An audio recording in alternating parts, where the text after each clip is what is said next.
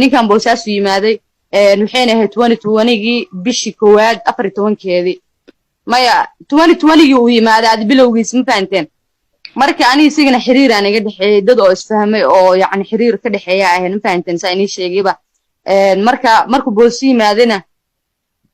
wiilal iyo gabar ani saaxiibtay ayaa jirtay oo best friendkayga ahayd laabtano ah oo magaalada ka soo wada casheyn jirnay isaga iyo aniga iyada iyo wiil kale isla raaci jirnay isagana gaariya lagu wadi jiray ma fahanteen isagana boosaaso aqoon u leeyahay ama aqoon aniga igu socdo muusan imaan wuxuu u yimaaday aabihiis oo yacni ka hor dhintay u yimaaday ma fahanteen inuu yacni sadaqo u bixiyo neefaf ku qaqalo oo wax uu maaragtay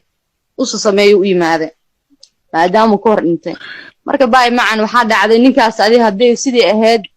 haddeer taasna ilmahayga in waxa lagu tilmaamo horta raali kamay hooya ahay qof walba ilmo dhalena wuu dareemi karaa ma fahanteen xanuunka uu hooyo leeyahay ilmihiisa in laga cambaareeyo oo eed uuna lahayn kadib markii ay maqashay baay way ogtahay ma fahantay wuuna fur waana ogahay aniga ma fahantay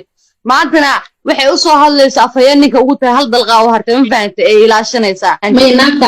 telefoonkeeda xitaa hadda ka hor layga wacaano xamdibilan la nool ma fahantay iga soo ceeday waa dhaarina raagi arrinka ma samayn karo nin Soomaali waa sheer waa la isla leeyahay ma fahantay nin hadda dhaadana guskiisa ilaalina adile ku ceeboobaya wallahi naabo comment maanta meel la soo hortaagan tahayba ninkaygu waxaas ma sameynaa before ahayd aniga hambadeeda hadda haraaga ka tiga cuntada reebay guranaysaa yaa u sheegay wax reer waxa gaar wiilkayga marka daadahsanay ay dadka arkaan ay dhahaan anuuna afkayga kala furin alla ilmaha wiil caan u eegay yaa waaya baay raaga cabdi wallahi billahi tala hadii leef loo arkaa ku dhahay waa isagoo biyo ismarin ma fahantay afadhiin hadhiin sana hadhiin waji hadhiin timaha hadhiin teedikuna waaba aragteen ba maxaa bay niga tilmaamay anaga inta saabano muhiimadu waxa weeye aabihi ma yahay la cadeeyo baan ku sheegay xabiibti qadamaas jahana la igu soo diray aniga xitaa taskiga u diray instagramkayga yacni hadallo u fahanteen halkaasay gabadhii fartuun waxay ka tiri meher kumuu dhalan warka waa cadi ninka iyo naagta waa ismehersadeen ilmaha yar xalaal buu ku dhashay warka halkaasuu ku dhan yahay meher kuma dhalan dadku waxay u badalaya hal waxa ay sheegaa idiga gabadha mehershay iyo gabadha meesha ku jira ay sheegaa loo yaqaana hadda waxa loo yaqaana meher xadku wax kama jiraan baa la yiraahdaa marka cunugu teeda kale haddii xitaa lagu meher xado oo ninkiina ku meher xaday uuna maaragtay kugu qaadanin ilmihii wax ma dhaamo saasay dadku kugu tilmaamayaan ma fahatay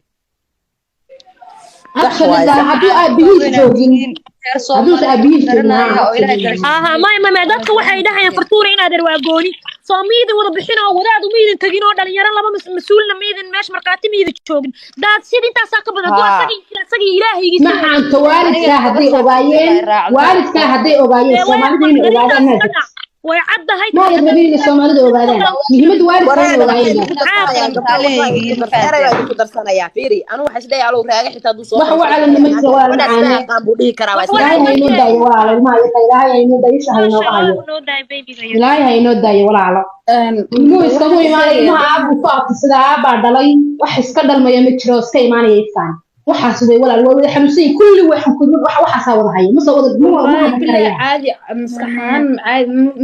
maya kulli waxan ku ragiba waxan ku wada cararay way wada haystaan ma hadli karayaan ma soo fariisan karayaan ma hadli karayaan kulli way buuxaan waa dad xanuunsanayaba wallahi لا علاش كبوكانين هذا دراد مركي اويسن حال يرا قاليلدن ilma ma waanagi u halgamaynay waanagi qalbiga uga duceynay oo commentiya saas dhowr kameel marka ku aragnaa bandeen Allah yaa la dhihin bismillaah ilaahay waa qafuur raxiim asaga ilmaha bixiya warsaa ka daay war gabadha ma dhashaha dhihina annaga maanta marka waxa annagana waajib naga ka saaran yahay walaalo ina cunuga yar aabihii aan soo kana banaanka aan soo dhigno saan iyada uga dhaqmanay baadna kaaga dhaqmanayna ilmaha yar quruxda badan asaga copyright asaga halka taaganana dayno aabnimadiisa halka qirtan baan ugu la taaganay baan wax kale kama rabno dumarnimo hadaan isku xushmeynay hadda ma ku dumarnimaduba wallahi may anu waa ku sabad gareysanahay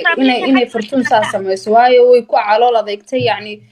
yani waxay dareensiinaysaa dad badan oo xitaa qarsanayay ama inay dadkii dhalay dafirayaan iyagoo dafirayaan wax walba ku sameynayaan qarsanay bay yani tusaale u tahay ma fahantay waxaan waa inaan dhaho dadkan Soomaali baa la dhahaa warna ma maqlaan warna ma galo ma fahanteen ilaahay ka baqa qof bini aadam oo qof yani dambi korka saaraayo oo nabanayo ma jiro ma fahanteen teeda kale waxaa kasii hadlaa waxay tahay ii sheegay ninkan meesha aniga ilmahayga ga dhalay maysan joogin muhiimaddaa wada sugaysaan waxay tahay inuu ilmahaas isaga ku caddaado bis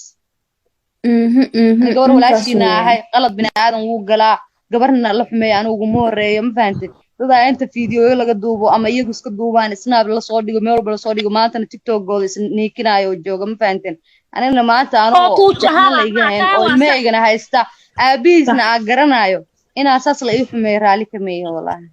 waxaan leeyahay geenyo waxaan leeyahay waa ka soo hadlay baa ma fahantay barayfad leefaana uga soo hadlay niman oo fanaaniin oo Nairobi jooga